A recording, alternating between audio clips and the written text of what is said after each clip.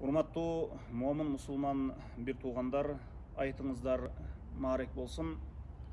Мына Аллах Таала баарыбызга насип кылып, мына Курбан айтка дагы жетип келдик.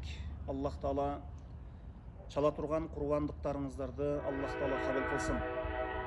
Жана баарыбыздын билип билбей жасаган күнөө иштерибизди Аллах Таала өзү кечирсин. Мусулман кишинин майрамы дагы ибадат болуп саналат. Мына ушул Айдул Адха Курбан айт майрамында мусулман киши бир жандыкты союу менен Аллах Таалага жакындайт.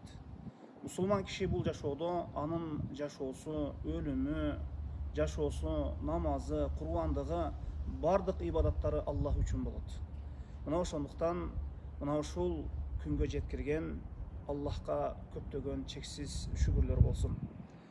Урматтуу соцсеттеги каналыбыздын катталуучулары жана жалпы мусулмандар, Аллах Таала сиздердин ошол чала турган курбандыктарыңыздарды Аллах Таала кабыл кылсын.